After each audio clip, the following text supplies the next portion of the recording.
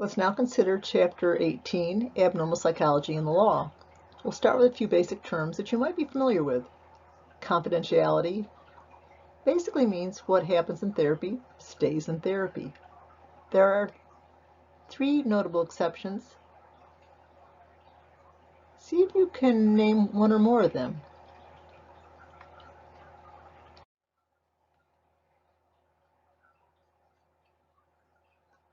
The person has shared that they are planning a serious crime.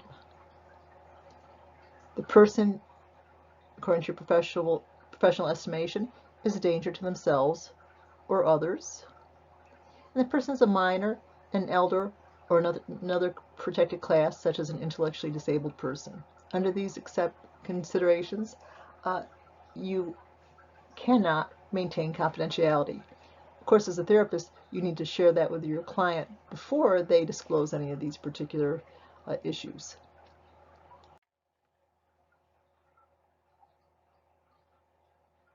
Some students confuse confidentiality with privileged communication, and that makes sense because they are conceptually similar. But privileged communication specifically relates to a courtroom situation. The mental health professional is not permitted to share the information with a court unless they are permitted to do so by their client. It's recognized in various professions. Can you name a few, perhaps?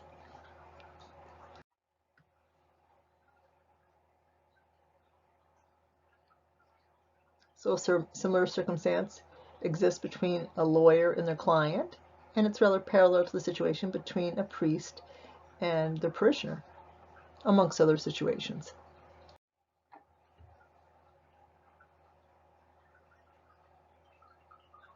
Before you leave this course, I want to make sure that you're familiar with the ideas of Thomas Szasz. He wrote the famous book, The Myth of Mental Illness. He thought that the idea of mental illness was a way to control people and to make people all walk to the same drummer, if you will. He did slightly step backwards from his viewpoint to allow that schizophrenia was a true mental illness, but in general he thought it was a societal way of controlling people. He preferred to use the conceptualization problems in living versus mental illness. A very extreme and radical viewpoint, but perhaps worth considering and perhaps with a little bit of merit.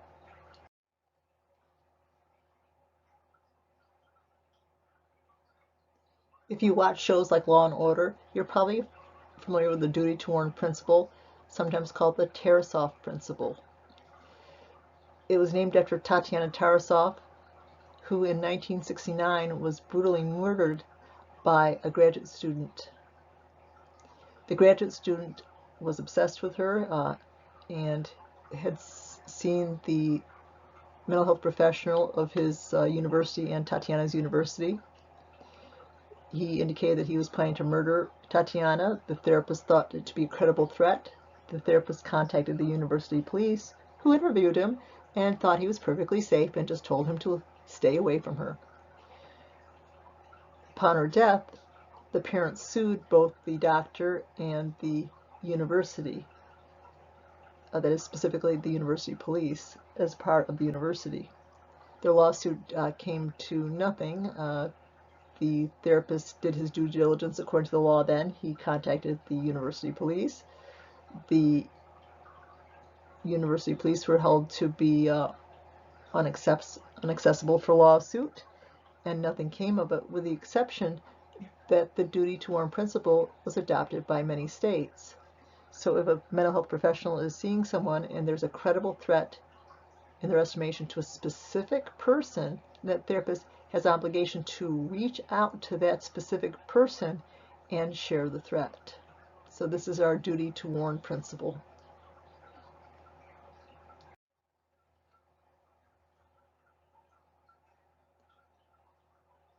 Perhaps you've also heard of Kendra's laws from your TV viewing. Kendra's law allows court-ordered outpatient treatment. So it does not allow forcible medication, just court-ordered outpatient treatment. In terms of a little bit of background, in 1999 there was a rash of violent crimes committed by mentally ill people. In two very similar assaults in the New York City subway, a mentally ill person off their meds pushed Kendra Webdale to her death in front of an oncoming train. Kendra's law is named after her. Her family played a very significant role in getting it passed. At about the same time period, another mentally ill person pushed Edgar Rivera onto the subway tracks, causing the loss of his legs. In terms of what happened to Kendra's attacker, Andrew Goldstein, he was sentenced to 23 years, served 19.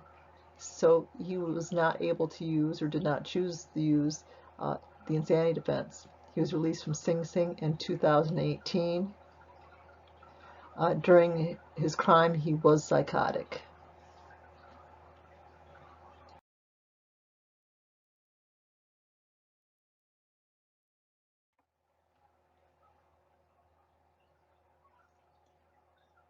If you watch TV crime dramas, such as Law and Order, or whatever your preference might be, the term competency to stand trial occurs quite frequently. It does not refer to their mental state or status at the time of the crime. It only looks at their status at the time of the trial. They have to be sane enough to appreciate the charges against them and to participate meaningfully with their lawyer in their defense.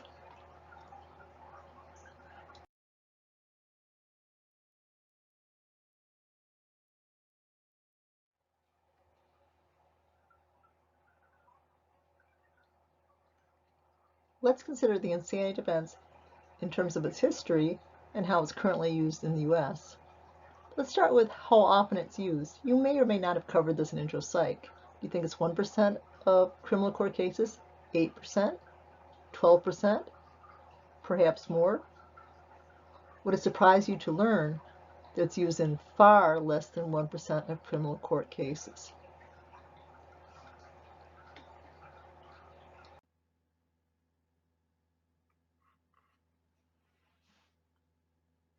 Let's now look at the history of the insanity defense very briefly. American law is based on English law. It sets some of our precedents. So that brings us to the McNaughton rule. In English history, a mentally ill man thought God wanted him to kill the Prime Minister. He missed and instead killed their Secretary of State. His lawyers thought he should not be found guilty because he did the act because of mental illness. They argued, cannot tell right from wrong due to mental disease or defect. And so that precedent came into law. Now, if that sounds vaguely familiar, it might remind you of modern times in the United States in which John Hinckley shot and wounded then President Ronald Reagan. Why did John Hinckley do that? He thought that it would impress Jodie Foster, the actress. Again, this was a result of delusional thinking related to his then active, untreated schizophrenia. But in any case, think of McNaughton in cannot tell right from wrong due to mental disease or defect. Other previous laws or tests include the Durham test. This is used when the crime was caused by a mental illness. This was found to not be workable. So if a person drinks alcohol, gets into a horse and buggy accident, which would be the time of this act, and kills somebody, they're not guilty because their alcoholism caused them to drink.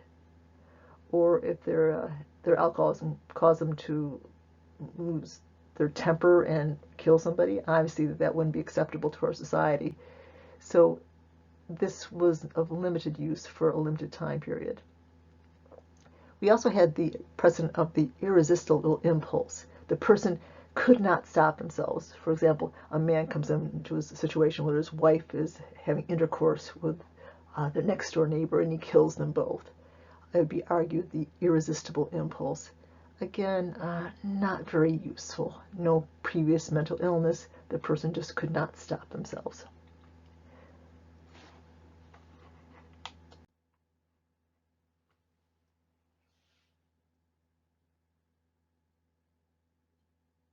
Let's consider the modern standard. The modern standard was created by lawyers, not by mental health professionals. It was created by the ALI. You think, could the L be legal? Law? Lawyers? Definitely one of those. American Law Institute. Used when the person with the disorder either cannot appreciate the wrongfulness of the act, basically is unable to tell right from wrong, or they could not conform their behavior. In other words, they could not stop their behavior. And again, this requires a pre-existing mental health condition, can be spontaneous on the spot of the crime.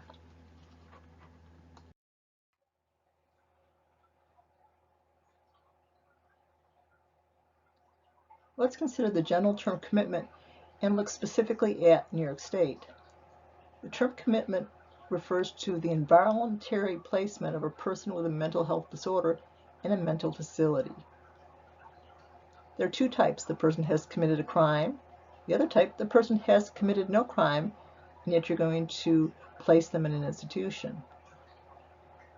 Now, in New York State, a person can be held for up to 15 days if there, and here's a quotation, if there is a likelihood of serious harm. Now, for long-term commitment, and this is according to the New York State Mental Health Hygiene Law, Section 9.27a, and no, you do not need to know any of the specifics on that. The documentation of that law allows a hospital director to retain a person in their facility if two physicians give documentation that the person's mental illness requires inpatient treatment, and there is a threat to them or another person, and that person's mental illness prevents them from understanding this. So it has to meet those criteria. Now, additionally, a close relative, father, mother, brother, sister, child, additionally, a close relative or spouse may also initiate a request for a hospital evaluation. I've attached a guide for New York State there. You don't need to click it unless you have personal need, or perhaps you'd like to learn more about the details of the subject.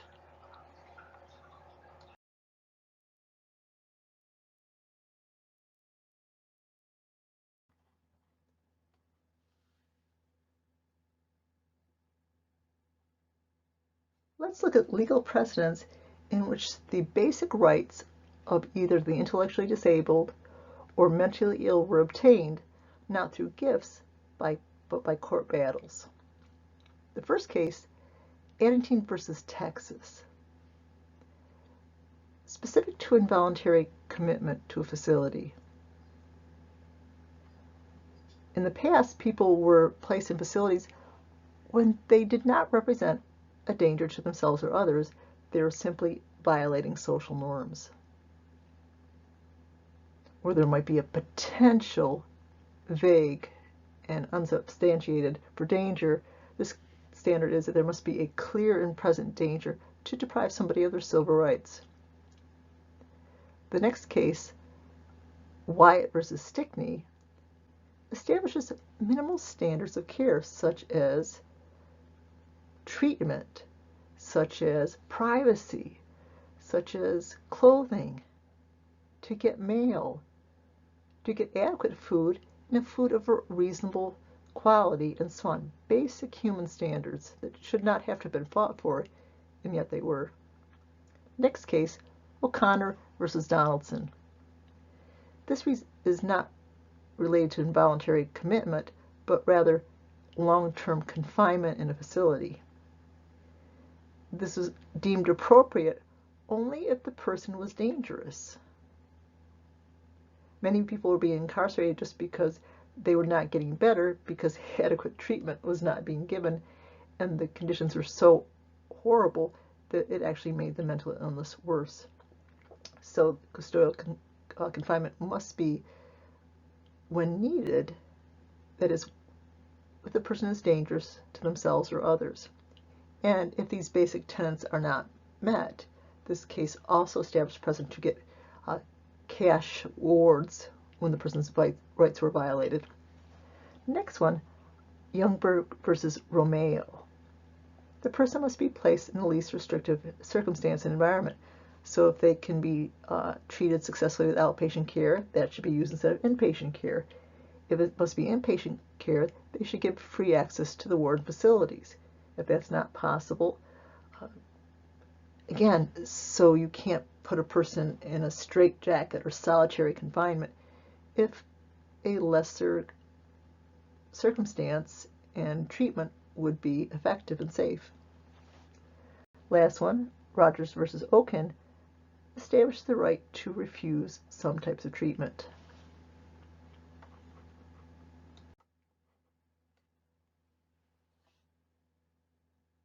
So you have 5 court cases you should learn the very basics of.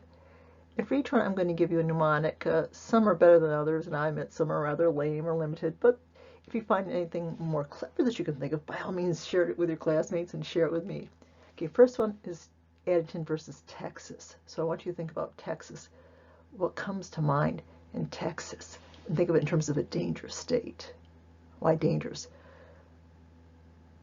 Tornadoes, floods, the Wild West. But think of Texas as being dangerous. Okay, so if we use that, relate it to the idea of clear and present danger required for involuntary commitment. So it'll get you thinking about the idea of dangerousness, and hopefully you'll be able to cue into the more specific concept needed. Wyatt versus Stickney. You might wonder, why is the S bolded? The S is going to catch your eye, hopefully, for standards. It establishes minimal standards of care, but don't expect to see the bold S on a test or quiz. So Wyatt versus Stickney, focusing on the S for standards.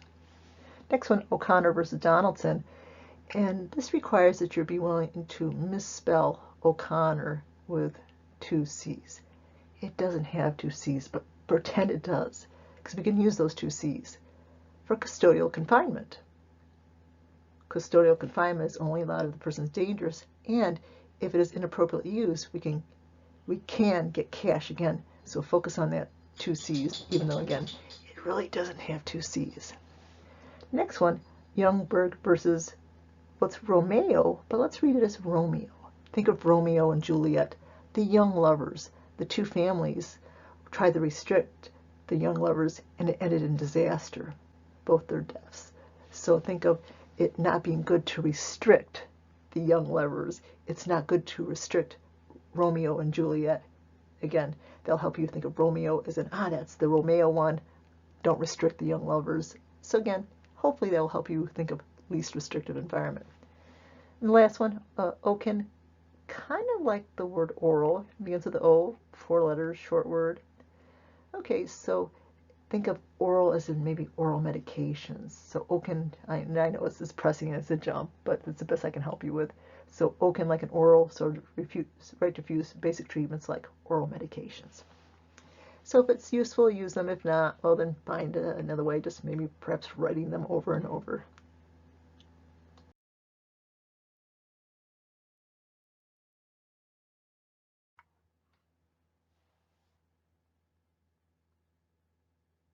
You've probably all heard of court cases in which the person confesses only later to recant, to take it back. You might think, well, that person was certainly guilty. And if you're in a jury, most jurors would probably think the same thing. But can false confessions be artificially created in the laboratory or in the real world? Well, in terms of the real world, yes. And in terms of laboratory investigations, most find that between 19 to 25% of subjects, basically 1/4 to 1/5, can be induced to give a false confession of a event that potentially could get them on academic probation at college, or dismissed, fired from a job. So you wouldn't think it would happen in the laboratory situation or the real world situation, but yes, it does. More frightening, perhaps, again, the case of a person that's been arrested, where their freedom might be at stake. Go to the attached clip on from the California Innocence Project, and you'll see a particular case of a false confession. Don't be at all surprised to see this particular video clip forming the basis of one of your lecture/PowerPoint quiz questions. I think you'll find it very interesting.